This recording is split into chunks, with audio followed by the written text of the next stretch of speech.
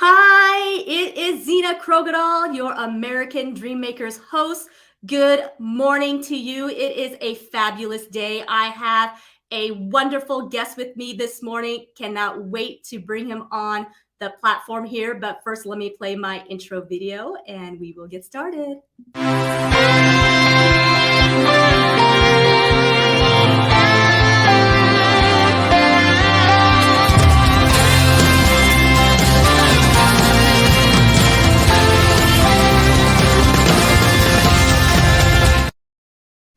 Hello, hello, hello. It is Zena Krogadal, your American Dream Makers host.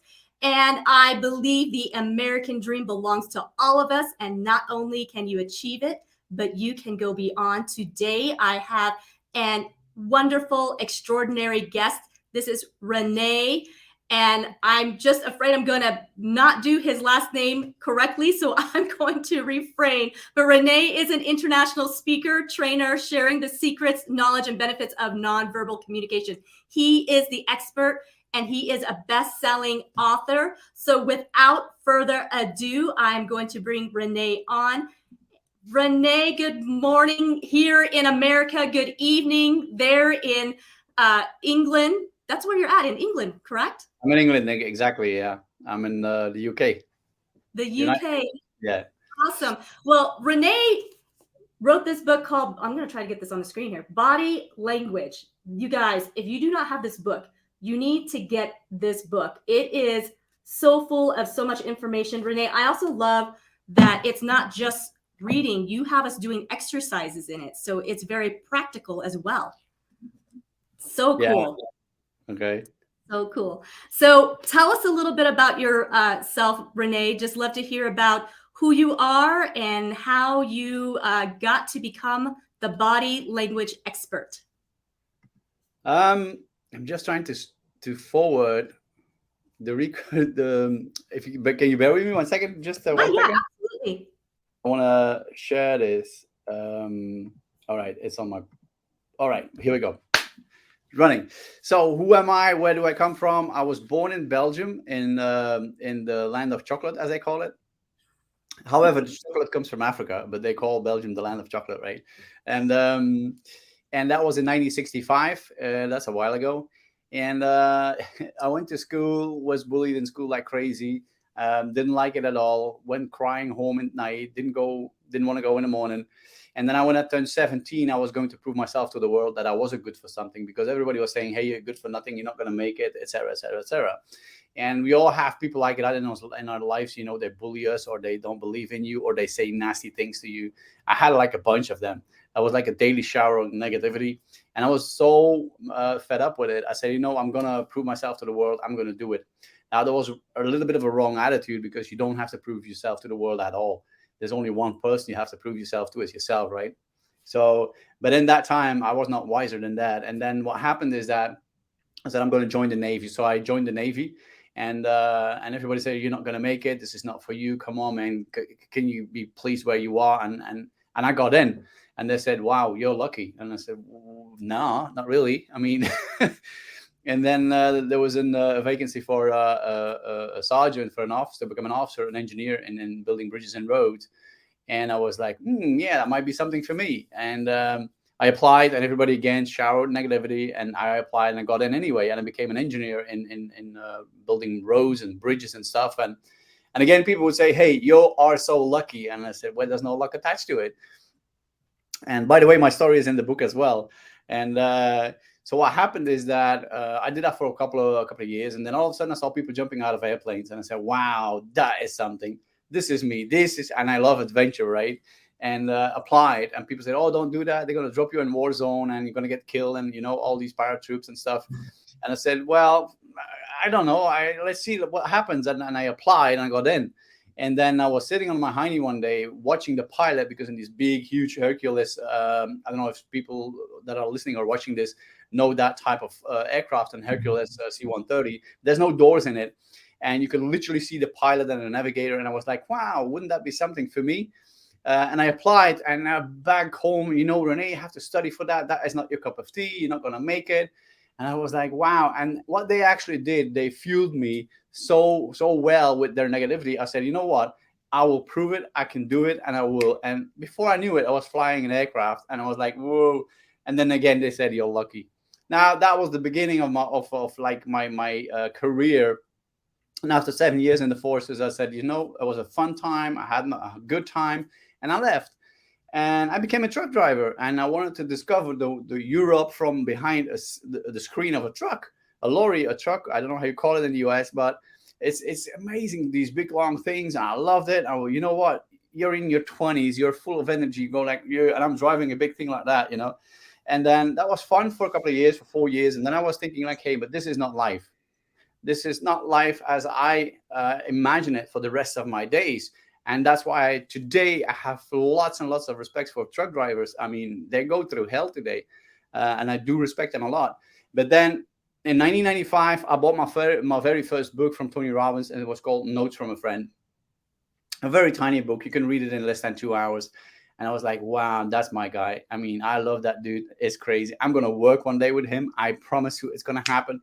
And everybody back home said again, Rene, this is not going to work for you. Who do you think you are? He's a multi-billionaire. He lives in the US. Who do you think you are? He's going to make time for you in pretty little Belgium. I said, I don't know. Let's see what happens.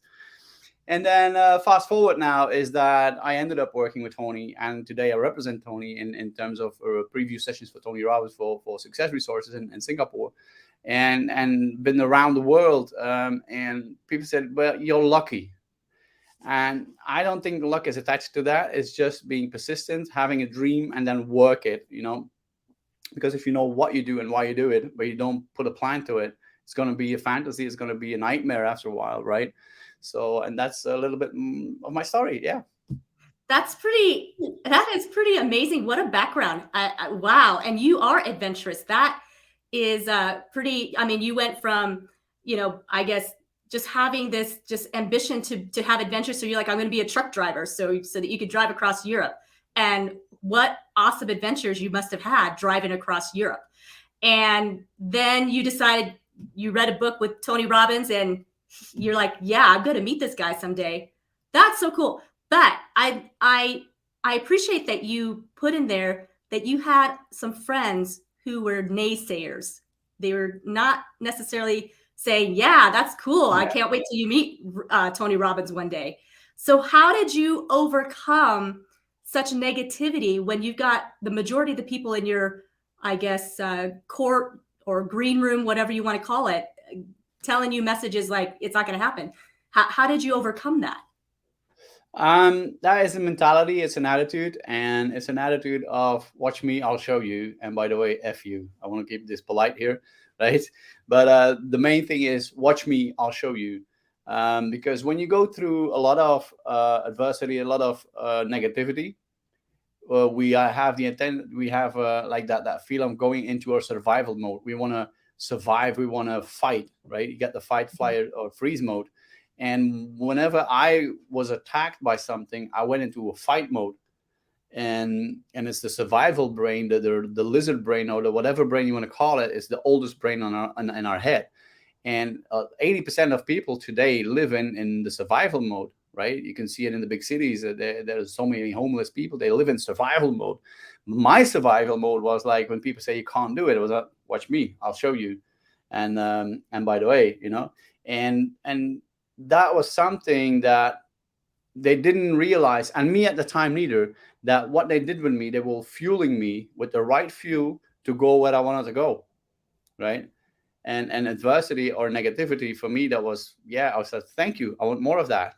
Give it on, bring it on. I was like, what? I said, yeah, because that really motivated me. Like, I'll show you. Today, I don't need that anymore. I mean, I have enough motivation and enough education so I don't need it anymore. But the thing is, because there's a lot of people out there, they have so many beautiful dreams, but they're not motivated. And after a while, they quit. And I said, well, why would you quit? Come on, keep going, and let people be negative against you. Let them pull you down. Make sure it becomes a fuel and not a fuel for going down or being in terms of anxiety and make sure it pushes you up. And that's what Tony explains as well. And I teach that as well, is the pull and the push, right? It can be pulled, it can be pushed. And what would I say? Like Can I share your story? A real story? Yes, yes, please do. Okay. Let's About share that away. is I dreamed of one day collaborating with Tony, right? He's my mentor, and he's been my mentor for many years. And what happened is, and there's other speakers who are very good as well. You know, it's not because of Tony. It's just my example. And what happened is that I went to my very first Unleash the Power in London and in the UK. I had an amazing time. In the beginning, I was like, "What the heck is wrong with these people? They're dancing and they're shouting and they're singing and they're so excited." And I was like, "I'm in the wrong place. This is not really making sense to me." But after half an hour, I was as crazy as all of them, and we had a crazy, beautiful, awesome time. And then when going back to Belgium, they had a group called the Yes Group, and they did follow up on people who went to Unleash Power with Tony. And every month they would come together to keep the momentum high. All right.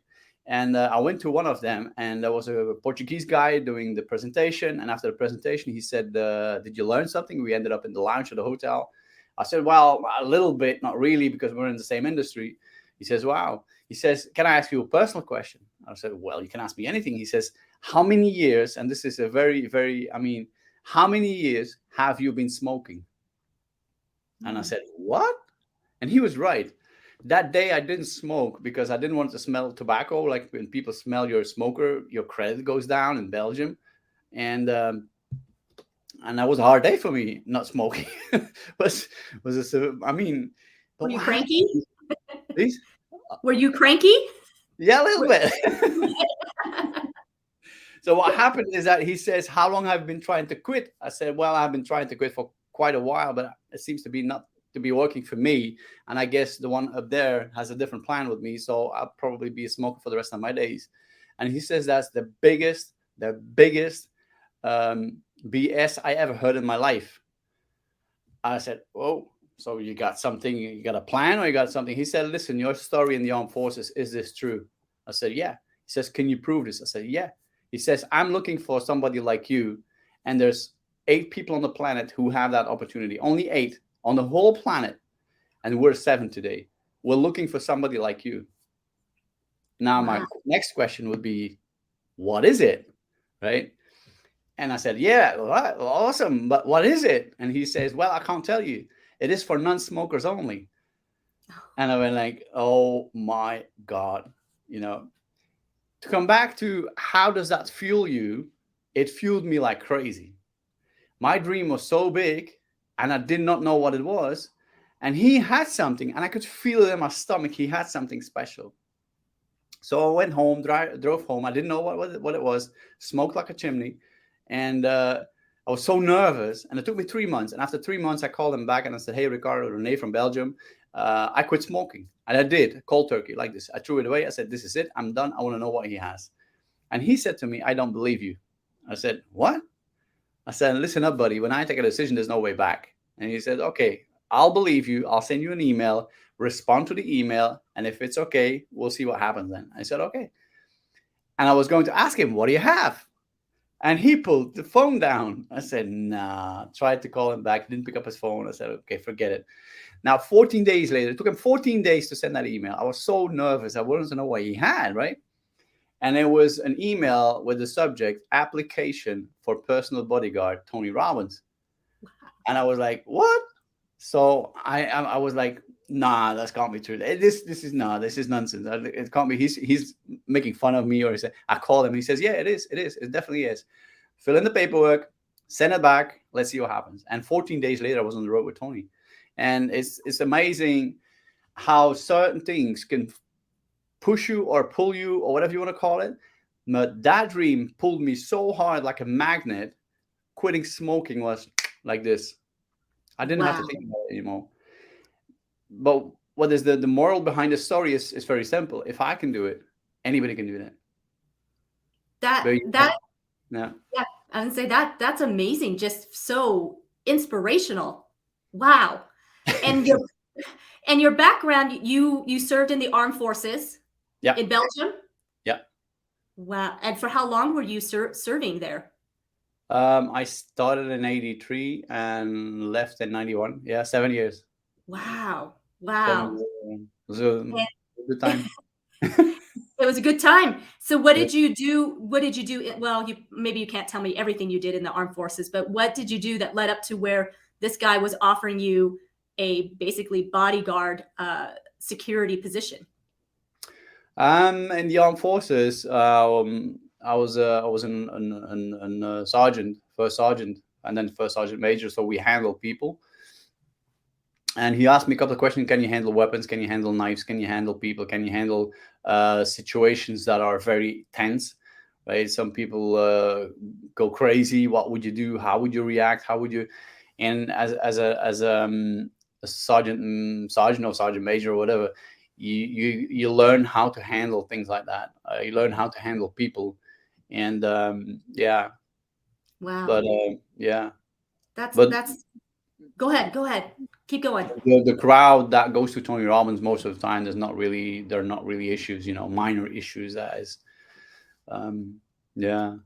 Well, that would make sense because Tony Robbins is a high caliber human being who probably attracts people who are, of that nature, or at least somebody who wants to attain that same mentality. So like you were saying earlier, your mental status, your mental state has so much to do with where you're going and the people that you end up attracting in your life. True. So tell us about what it was like being Tony Robbins bodyguard security. I know you said there wasn't a lot, but being around him for the time that you had must have been a very, very interesting experience. It was super interesting. When people say to you, like many years ago when I started, he said, if you want to learn from your mentor, get as close as possible. Never did I think I would end up that close. And the energy and the vibration that you receive from a person like that is amazing. I remember one time he was backstage. And got the stage backstage, and then you have the space where they have the pallets and all kinds of forklift things, and where the cars come by. It's behind, and all of a sudden we hear his voice, security. His voice, right? We were like, something's going on. So we ran to the back, and he was leaning on a pile of pallets, and he says, that was the only way to get all of you together here. It's just shout out security. and then it was my very first time I really had a decent chat with the guy, and we ended up the conversation like, hey, give me a hug, man. And the moment he came closer, I could literally feel that energy, that vibration. It is immense. It's I have no words for that. And that is the most beautiful proof that somebody like Mr. Robbins, as I call him, he is phenomenal. He's so into what he does. I mean, people say, is he always like that? I said all the time, 24/7. He's in it full time. And yeah, it's amazing. It was a beautiful time serving with him. That's awesome. Is this where you ended up becoming the body language expert, or was this just a conglomerate? No. I did that long before. Long before. Yeah. I've been in the industry now for 27 years. 27. Wow. Yeah. 27 years. And so you've been studying body languages since how old were you then? You've been doing it? 1995. I started when I was 29, 30. Wow. Okay. Yeah. I'm now 57. So yeah. Did you go get training for that, or was this just something as you observed? Not in the beginning. In the beginning, it was pretty basic and simple. And then all of a sudden, one of my friends came along, who is also in the coaching industry, and he says, Rene, you have to come with us. We're going to a body language seminar. I said, leave me the heck alone, man. Body language, come on. That's just for hippies. And he says, Rene, you have to come with us. And I said, no, I'm not going. You guys go. You come back and tell me what the experience was like. And they went. They was going to go on their own. And one came back and says, Rene, you are coming whether you like it or not.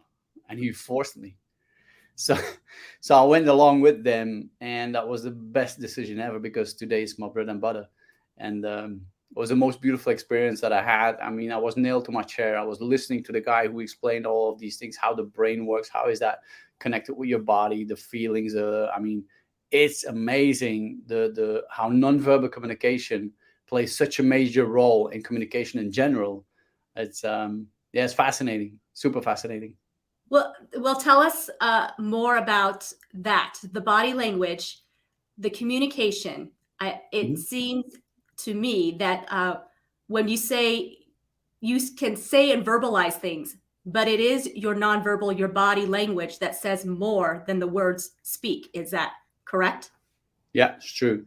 So first of all, there's a professor in the 1950s. He said, Professor Albert Mehrabi, and he said 7% in communication is words. Only 7% is words. Wow.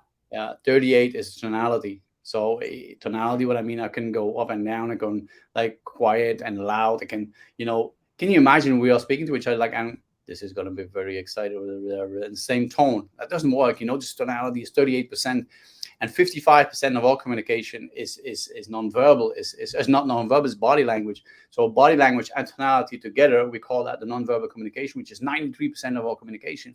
So when you think about that, that is. And then when you think about it, it's super important. And besides that, 80% of society doesn't use it. That's the most craziest part. So if you know that 93% of all communication is nonverbal, why wouldn't you study it? I mean, even if you would study the basics, you would already be far ahead of a lot of people.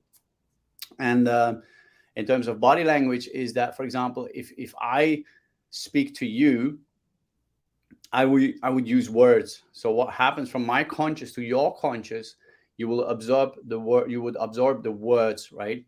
Now, my body language and my tonality. Nobody. I mean, when I ask the question, how many of you pay attention to your tonality when you are talking to somebody? How many of you pay attention to your body language when you talk to somebody? 99% of the time, it's a no. I said, why? Why don't you pay attention to your tonality and to your body language? Because it's subconscious. We don't think about it. So my 7% in words towards you, 93% goes subconsciously. The nonverbal, that means the tonality and the body language. Now, consciously, we will transfer 40 bits of data per second. Subconsciously, we'll transfer 40 million bits of data per second, a million times more. So that information, words consciously, and then subconscious, the nonverbal, will be processed in your brain and come back to me with an answer based on what I told you or asked you or made my statement. So that's why it's so important to realize the quote that says your outside world is in fact a reflection of yourself. That's so true, because you express yourself with your body language, with your tonality, with your words. It's being processed and it comes back to you based on what you send out, right? Wow. Does that make sense? So it's super important to first of all, if you ask a question, to make sure that the question really makes sense, because you're going to get an answer based on your question. Okay. I was with the Dalai Lama in 2006, and what I take away from that is that he said, could you please act normal? It's already crazy enough out there. Because there was an interviewer, it's not to me, but he said that in general, there was an interviewer asking him a question, and Dalai Lama started laughing. He says, why are you laughing? Says the interviewer. He says, you are asking me a question and you already know the answer, but you want to hear it from me, right? And the guy went like, okay. But that is, keep it simple. Keep it, whatever you ask or whatever you make as a statement, make sure it really makes sense. And people say, why do I always get the same stupid answers? Why do I always get the same stupid people approaching me? Why do I always? Well, watch out what you put out there, because that's what's coming back to you, right? Wow. Yeah, that's great. And in terms of body language, which is, how should I say, when I speak to you, my body language will add up, right? So it's so super important as well to make sure to pay attention to your own body language, to read body language. And once you can do that, you can then start moderating conversations with body language. And that's a different game. That's a whole different game. And I can see that this learning this and becoming an expert takes more than just a session with you. I can teach the basics. I can teach, how shall I say, like a 2-day training, but then it's practice, practice, practice as much as you can. And this brings up, our younger generation, like my children when they were in high school, the cell phones and the texting. And I remember, many times that their peers would only want to text each other or whatever you call it, Snapchat and that sort of thing. And when there was a conflict, I would tell my kids both, you need to pick up the phone and you need to call your friend and you need to meet up with them to talk this out. This is not going to get resolved over texting. And I knew enough because via texting, you're losing a huge percentage, but I didn't realize how big of a percentage of that conversation happens. And so many miscommunications can really occur when you're just texting each other, if you're not having that conversation. So true, yeah. So our young generation really needs to probably get out and really interact more. And I think, that there's that challenge for sure. So I think technology, because if I read like I'm reading this now, American Dream Makers, you can make America back to where it used to be, like big and massive and amazing, but you need to work on that. And you need to work on, AI, everybody is now into AI. And AI is amazing. I had a conversation with Mogao Dutt. Mogao Dutt is the ex-CEO from Google. He wrote a book, Scary Smart. And I was with him in Amsterdam. And he said, it's here and it's here to stay. It's not going to leave, right? So AI is here and it's not going to leave. And you better learn how it works and how you handle it.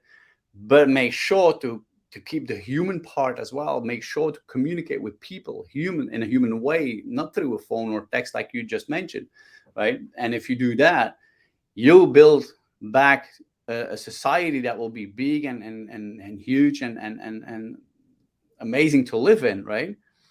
And if you can use body language, like for example, with my partner, I will say, hey, listen, in terms of body language, when you do this is your result. This is what I would do. And we talk about that stuff, right? And that's so important to talk about openly about things. I'm not going to keep my body language as a secret to me. I will share it. And then people are, oh, wow. So if I do this, that will happen. I say, absolutely. And when somebody is looking in a certain direction, that means this and this and this. And if they look in the different direction, that would mean this and that. Oh, wow. I didn't pay attention to that. I said, yeah. So yeah, a society can become big, huge, amazing to live in, but communication over a Snapchat is not going to make it. Not only over Snapchat. Right. And I hear what you're saying, that there's just certain things that you got to pay attention to cues. And so learning that can absolutely excel how you do business with each other or how you resolve conflicts. So can you give us maybe a story or some examples of where that certainly would be the case to have success in either a business interaction or resolving conflict?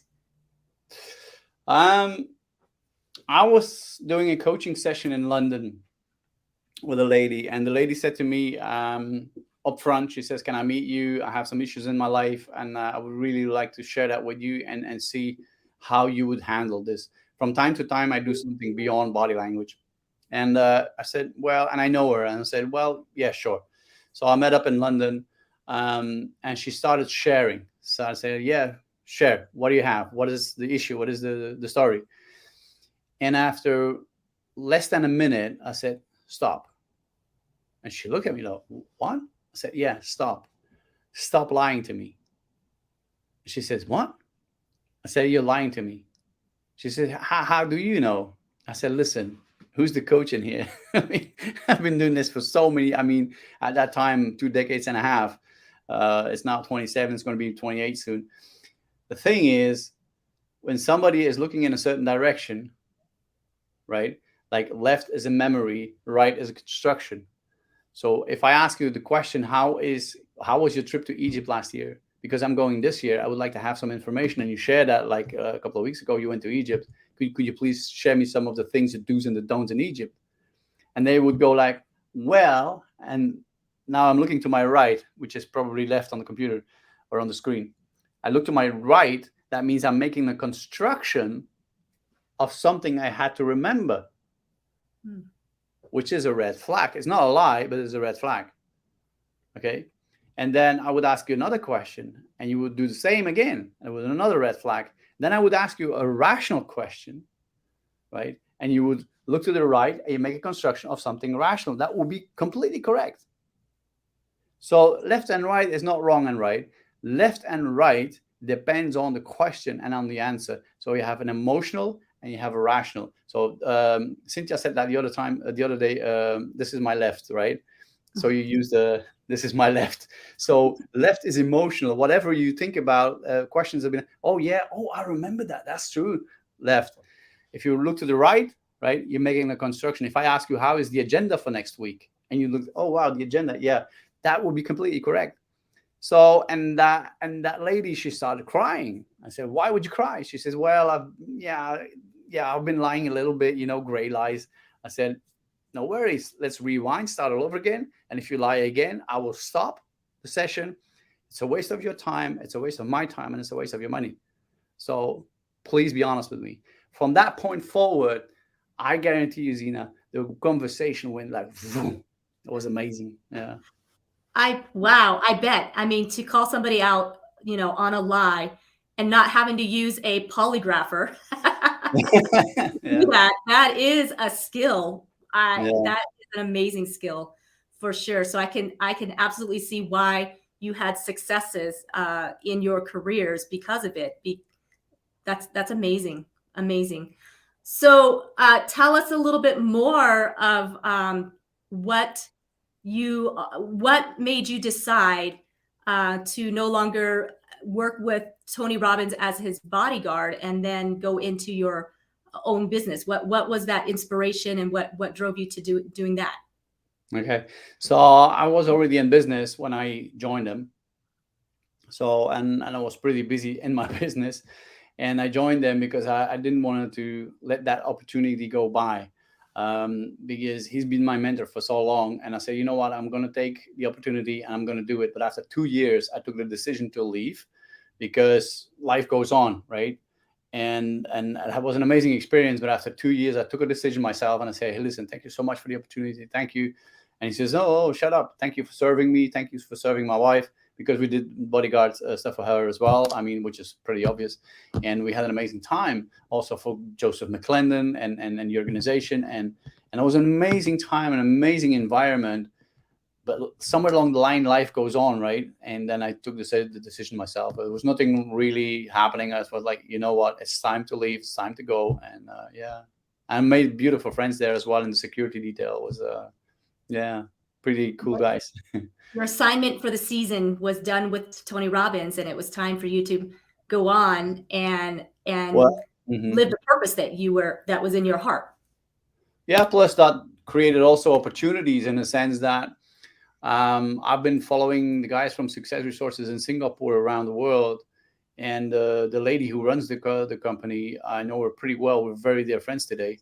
I chased her everywhere, and I wanted to become a speaker on board of the biggest company event organizer on the planet. And where do you go? Well, you go to the source, right?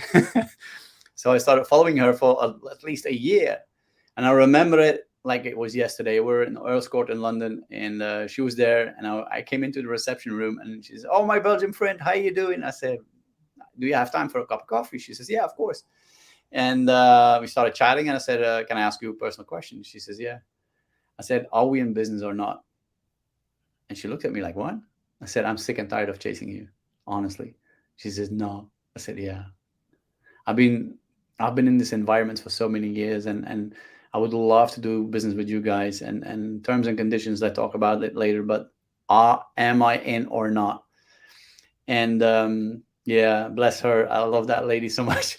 And she said, don't move. And she came back with her PA, and she said, take Rene's information. He's our new speaker on board. I said, what? She says, you still want it, right? I said, yeah, absolutely.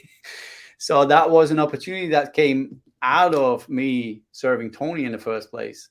And then before I knew it, I was sharing Tony's content as a trainer and representing him. And I was like, wow. I couldn't believe it myself. But then I think it's also my motivation was so high, my energy was so high, and a lot of people don't understand or don't know this, but I sometimes slept in my car. I drove to certain events, slept in my car because it was either a hotel room or gas in the car, right? I had to choose. And when you live in that in situations like that, people say, "You are nuts, man. Why don't you give up?" I said, "What? Give up? That's not in my vocabulary. I'm sorry. I'm gonna get there anyway." And nowadays they go like, "Yeah, but seriously, you got lucky, right?" And I go like, "Yeah, I got lucky." and then they say, "Are you making fun of us?" I say, "Yeah, a little bit, yeah." Right, because it has nothing to do with luck. It was At all, at all. no, it was your mindset, your determination, and you knew you had a bigger purpose than Exactly. that you. Well, I guess what I would say, you knew the consequences of giving up was not going to be a great result. There were other people who needed to benefit from what you were doing. And so I really applaud you and thank you for your determination and your perseverance, because what you're doing is making such a change and a transformation in people's lives. And if you gave up, we wouldn't have this gift. So thank you so much for your service Welcome. all along your life. I mean, I'm listening to you, and you have an amazing servant's heart. It's not about Rene Oh no. Deceuninck. Yeah, you do. I was close. Yeah. But it was No, it's about nothing to do with me at all. It's nothing to do with me at all. I remember Tony saying when he went to deliver his first basket in terms of and how you call that around Christmas? That's a special day in America, Thanksgiving. Thanksgiving. So Yeah. for Thanksgiving, he went to families who were poor with a basket of food and with a small letter in it, and they said, "Who are you?" "Well, I got that. I'm just a delivery boy." And he gave the food to the people, and they said, "Just a delivery boy from who?" He says, "Doesn't matter. I'm just a delivery boy." And that's what I think in my terms as well. I'm just a delivery boy. I mean, I'm getting messages. It's my purpose. It's my mission, and then I got a big vision. And the only role I play is being the delivery boy, and serve humanity, and hopefully they will use it, because that's another thing. You can jump from seminar to seminar to seminar, but if you never apply it, that's the worst investments you can make, right? Applied knowledge is priceless. You have to apply it.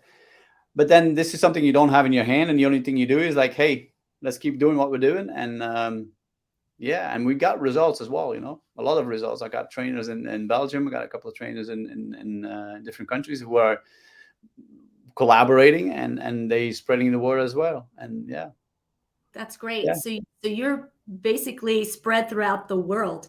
It's not. Oh yeah. Yeah. So how many countries have you been to? A I lot. Too st- many I, to count? st- I think I published on my website 43 plus, Wow. which is probably more than that. But I've been around the planet, and I just got back from Dallas. Not just, I mean, in the month of May I was in Dallas. I had an amazing time in Dallas, and then pretty soon we're going to leave for Dubai, and then the Middle East is amazing too. I was in Australia, got stuck in Australia for 5 months, had a beautiful time in Australia. Because of the COVID, there was no planes coming back, right? And so I stayed there for 5 months. But it's a beautiful continent, Australia. And then the US, Middle East, a lot in Europe, from high quality to basically the lowest quality you can imagine. I was in certain cities. I was like, whoa, just a minute. Well, I'm not going to mention any names because it's not important, but I went through the mill, as they call it. Yeah. And so with all your travels, is body language a universal language, or is it different language in other countries? It is a universal language until a certain extent, in the sense that we all have 2 arms, 2 legs, a head, and a body, right? And we all have a brain and a left eye and right eye. We all have that similar thing all over the planet. Wherever you go, it's the same, right? There's different colors, but that's the same. The body language is a universal language all over the planet. There is one thing to respect, though, and it is cultural differences. Cultural differences, what I mean about that, I always give an example in terms of if you go to Bangladesh and you do like this, thumbs up. For us, thumbs up, it's good, it's okay. Or you want to go in a certain direction with a car, so you put your thumb out. If you do that in Bangladesh, it's very offensive. People get very offended, and you better don't do that in Bangladesh. And I was explaining that in Iran. I was in Iran as well, in Tehran. And there was a lady, she raised her hand and she said, "Sir, can I ask something? Can I add something to this?" I said, "Yeah, sure." She says, "In Iran too, if you stick your thumb up, it's very offensive." So these are cultural differences that we have to pay attention to. But otherwise, body language is a global language for sure. That's great. So does your book go into the difference, or is that kind of an advanced course? It's in the book as well. I mean, the hand gestures are in the book. And the only advice I can give to people, and especially now it's the holiday season, is that if you go to another country, ask to the locals for the do's and the don'ts. I did that too when I was in certain countries. I said, what are the do's and the don'ts? Well, don't talk about religion, don't talk about politics, don't talk about this and this and this. You'll be served like a king. And I said, okay, good to know. And in certain countries, there is no do's and don'ts. You just go ahead. In other countries, and in Thailand, I mean, I was in Bangkok doing a session, and I said, are there any do's and don'ts here? Because I use that myself as well. And the lady said, well, what do you mean? I said, well, I'm a little bit of a product of Gary Vee, Tony Robbins, Grant Cardone, we use the F word from time to time. She says, oh, don't do that here in Thailand. You're going to end up in jail. I said, okay. So the do's and the don'ts are very important in terms of your language, your body language, your posture, your gesture. You have to pay attention to certain countries to not do certain things, for sure. Very interesting. That's very interesting. And I can really appreciate that because I grew up Vietnamese American. And so the dichotomy of having two cultures, my parents were very traditional Vietnamese, bringing, because that's where they came from. And then growing up in the United States. So there were things that I didn't know manner-wise that in the American culture, because my parents didn't know it. They didn't teach me. But I mean, for instance, like when I got married and my kids were little and they were eating, my mother-in-law had made a comment to my kids, hey, you guys need to eat with your mouth closed. You are making a lot of noise. That's really rude. And for me, I thought, what? They're making noise? Like, to me, I tuned it out because it was so normal. Because in my family, when we eat, it's slurping. And in fact, if you weren't making noise, it meant that, you weren't enjoying your food,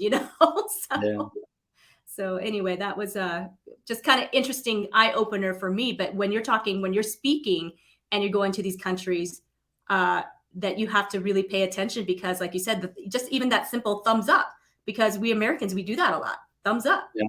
Yeah. And, but in another country, that could be, I guess it could end up posing a real problem for yourself. And another one, for example, if you do this, if you're in a speech, you're talking, you're a public speaker, you're on stage, and the podium is right in front of you, and you want to accentuate something, okay, listen, I have something very special, very important to share with you guys. Listen very carefully. Now look at my hand. What do you see? Oh. So 6, 6, 6. That's the number of the beast, the devil. Ah. In a lot of countries, this is the sign of the devil.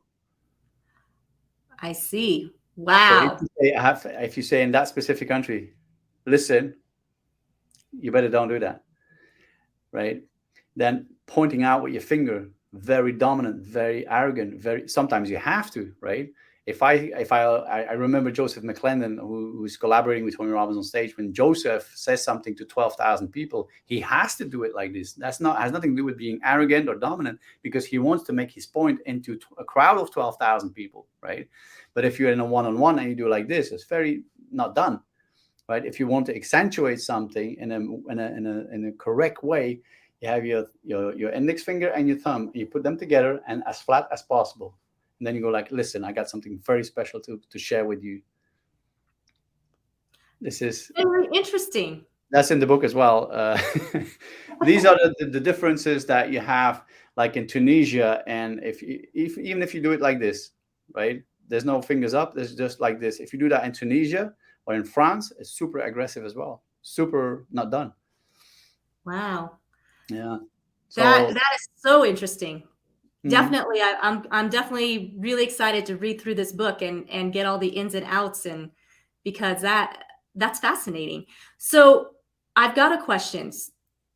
What, Okay. with all the years of 27 years, has there been anybody that was really hard to read, like you couldn't really tell exactly what they were, I guess what they were meaning with, I mean, were they so stoic emotionally, or I don't, were they just hard to read? Yeah, I had them, and especially in the beginning. There's three types of people that are pretty difficult to read their body language. Let's generalize. I have a couple of examples, but people who are professional actors, so they act and it's their profession. So when they are speaking to you, you never know if it's right or if it's like made up, right? If it's them or made up. Professional actors can do that tremendously.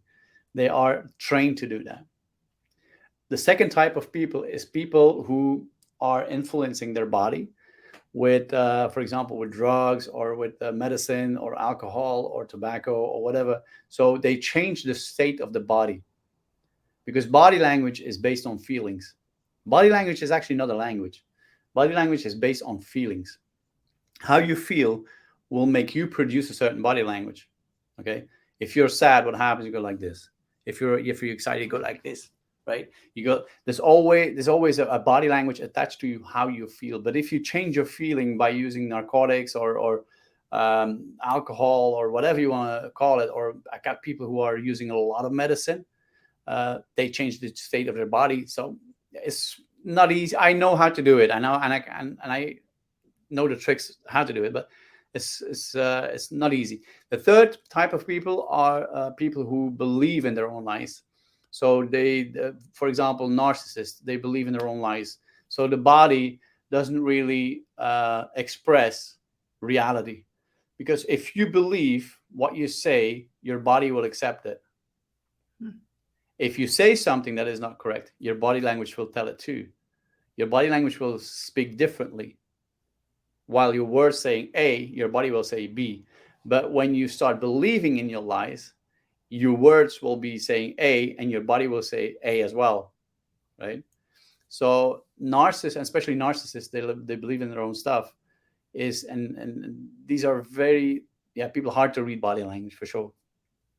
There's little tips and tricks in the micro expressions that will make the difference, but Okay. yeah. That's very interesting. And so as I'm hearing you speak, it just resonates that the mind body connection is huge. So because what you're saying is what you believe, your body's going to follow, True. and your actions are going to follow. So with that, let's say, somebody's really battling depression, really feeling like they're down and low, and so their body expression is hunched over and down.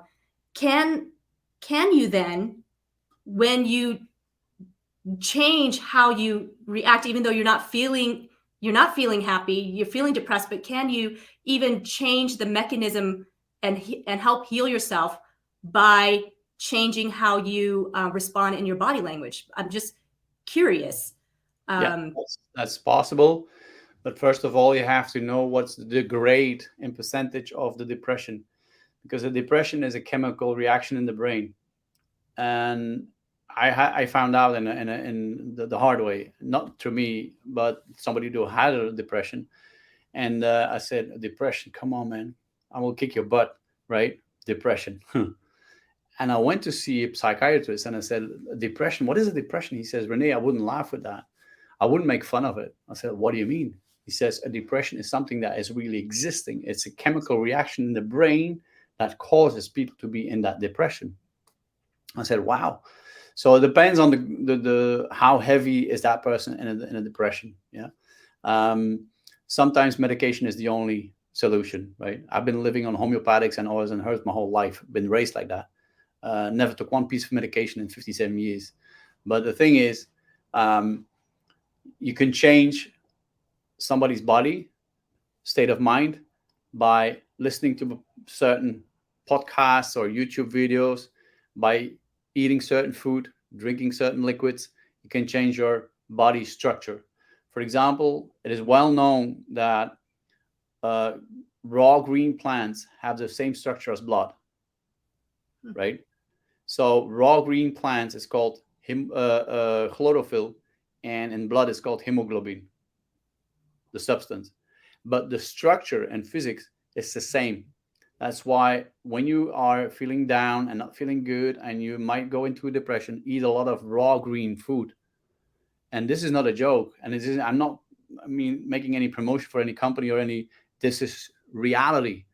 It's green and raw food. Even Robbins, he had a lady who went through a period of cancer and stuff. And he says, what do you have to lose? And she says, I got nothing to lose. And he says, okay, would you like to follow my instructions?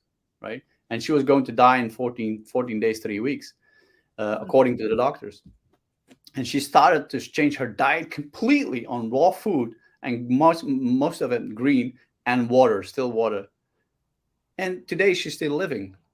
And that's the most beautiful proof that, and a lot of things are going on in the mind as well. Yeah, it's not only based on food, but it is a mixture of who do you surround yourself with, for example. Are you surrounding yourself with depressed people? Well, no wonder you'll stay depressed, right? If you surround yourself with people, I jump out of bed in the morning, I'm like, yes, we're up. I go like, and people, some of my friends said, you are insane. I said, yeah, love it. And they go like, how do you do that? I said, I don't know. That's me. I love my life, And they go, wow, so much energy. But if I would stay long enough around people who are depressed, I'll become depressed as well. Jim Rohn used to say that, watch the 5 people you surround yourself with, because that's who you become, right? So change your circle, change your friends, change your food, your diet, change a lot of things, and change your body language. And sometimes you have to force yourself as well. But the more you force it, if you're in a deep depression, go and see a medical, somebody who is professional in this area. I'm not a doctor, right? I can't give you advice it's not up to me to give that advice. But body language, your posture, your expressions will change your mindset for sure. That's true. It will change, but it will take time. And people today, more than ever, they want a quick fix. They want to heal yesterday, and it doesn't work like that. Right? It takes time. But if you change your posture, if you change your gestures, if you change your micro expressions, if you change your friends, if you change your food, you'll be blown away by the change in your life in general. Wow. I lost so many friends, and then I'm thinking like, were they really my friends? Because I changed my direction in life. And some of them followed, and some of them, I didn't see them anymore. I said, okay, that's good. I know that nature will purify itself in a very natural way all the time. I don't know if that makes sense, but nature will always purify itself in a very natural way. And that's true for human beings. That's true for everything. Wow. Thank you so much. Yeah. Thank you so much for that insight. And I'm really glad that you went into depth with that, because so many people are suffering with depression, and and sometimes they feel like they're at a loss. They just don't know what to do. And so thank you so much for sharing that deep insight, because that was certainly shared in a way that not everybody has heard, so I really appreciate that. What I would like to add to that, sorry, Zina, can I? Or what I would like to add to that is that people don't have any, people who are into a depression, let me put it like this, let's keep it positive. People who are in a depression, if they would have a dream to look forward to, that would already be a big game changer. A lot of people who are in depression don't have a dream to look forward to. The moment you have a dream to look forward to, and it could be something very small, it doesn't have to be a big house and a big car and whatever, it can be something very small. But when you have something to look forward to and can create a plan, you will get into action because you want to get there. And before you know it, the depression will lower itself. Dream, I mean, Rudy Ruettiger. I don't know if you've ever heard about the guy, Rudy. There's a movie. It's an American movie, and it's called Rudy. It's from the 1994 or something. It's about football, American football, and he says dreams are the things that make life tolerable. If you have a dream, when you, I mean, can you think about a dream of yours and go like, look at you smile, you're smiling now. When you think about a dream, you're like, oh yeah, right? You can't be depressed about the dream. Right. So having that dream, having something to look forward to. There was a McConaughey. I can't remember his first name. The movie. Matthew? Matthew McConaughey. He has one of his beautiful speeches that he gave. He has, I have something to look up to, something to look forward to, and something to, I can't remember. It's on YouTube. For those who are watching now, go on YouTube. Matthew McConaughey speech. I think it was for a star he won for best actor or best whatever. And it's so amazing how he says it. He says, I got something to look up to. Oh, okay. Somebody to look up to, something to look forward to, and somebody to chase. Oh, yeah. That was what he said. And it's amazing. I'm not going to reveal it here. Go and have a look at it. it's that, and that is sometimes missing with people who are going through depressions. They don't have something to look up to, something to work towards to, or something to chase. They don't have it. And that might be when you are in a depression, and if there's somebody watching or looking at it and you are in a depression, make sure to have something to look forward to, something you can develop, something you can dream about. And that is, yeah. Yeah. And I like that someone to look up to as well, because that is so important. Having somebody that you admire, just like you did with Tony Robbins. You admired him, you looked up to him, and it kept you motivated.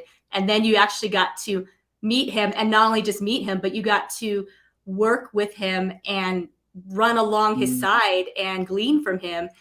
So you never know what doors of opportunities come when you're able to, like you said, just have somebody to look up to, something to look forward to, and then something to chase, some sort of dream to chase, something that's beautiful. Thank you so much again for bringing that. This hour went by so fast, Rene. I just cannot believe it. Now, if somebody wants to get a hold of you, this is your website? Yeah, right? correct. Is that the best way to go on the website?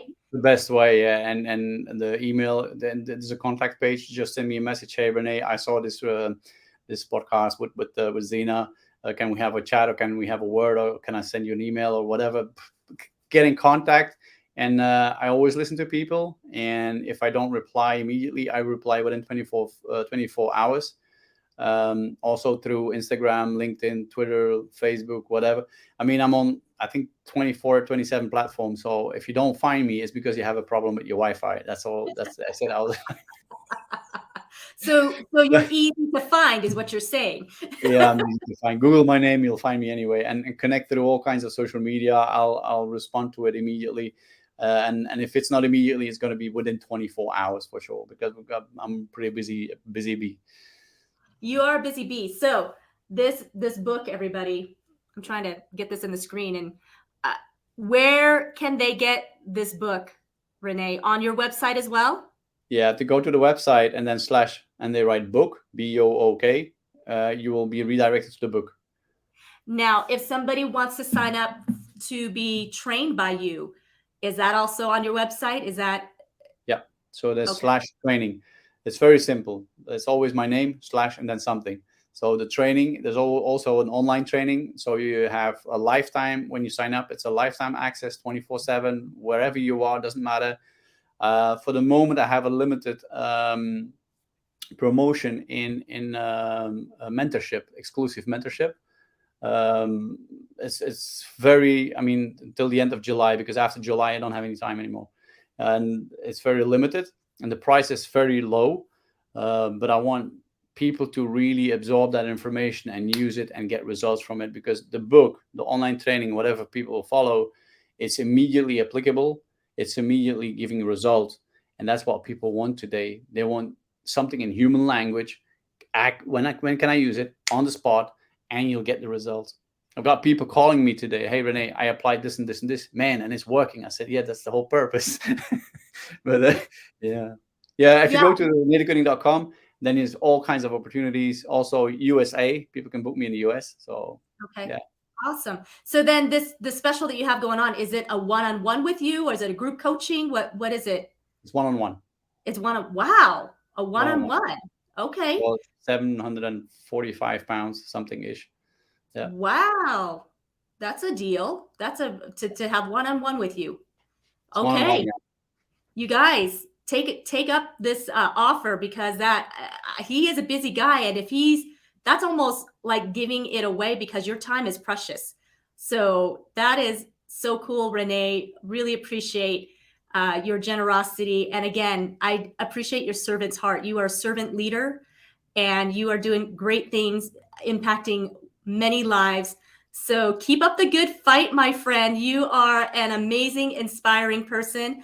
I'm going to say goodbye to you for now. Thank you again so much for taking time out for us today. You are definitely an American dream makers. I know you're not American, but you're helping Americans to have the dream come true, and you're making it everybody dreams come true throughout the world, not even just America. I can't wait to be back in the US. I just go back, but I want to go back because it's too beautiful. Too beautiful. Yeah. Yeah. Yeah. Well, next time you're back, if you're close to Arizona, let me know, because I'd love to see you in person. So, all right, we'll go ahead. Thank you for having me, Zina. I really appreciate that. Really appreciate it. My honor. Totally my honor. All right. Well, we will say goodbye for now. So you take care. Thank you guys for tuning in today. What an amazing, amazing day. Thank you so much for being here, and really appreciate you. If you found this message to be of great value, please be sure to share this out. Rene has so much wisdom. So please be sure to share this out on your platforms and get his message out and sign up with him. So I'm going to say goodbye, and have a wonderful day.